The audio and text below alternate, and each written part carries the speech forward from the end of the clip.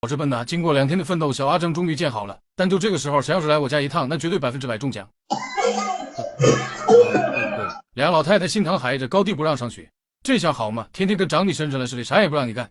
我是顶个皇后的头衔，过得还不如个大爷。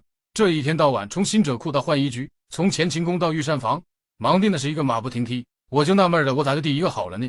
但是你们看这一个个的。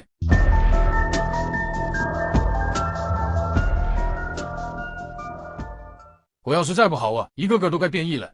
就亮公主出息，现在还在边缘挣扎，但是有啥用啊？留个这玩意儿，不我天了那不说了。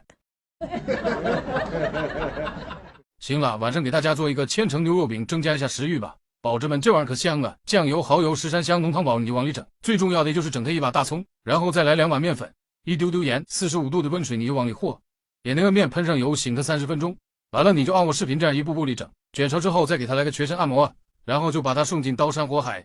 盖上盖，小火煎3分钟，勤翻完面，煎差不多了，咱就拿出来，然后给它剁几段，你就听着小声老脆了。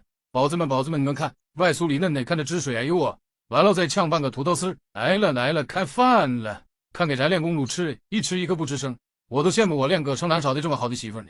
就是公主这脸确实有点日渐圆润了，还好有个这玩意，吃完饭赶紧给这些碗筷消消毒。来吧，陈亮哥还是好人的时候，把米桶给大家抽了吧。预备，开始。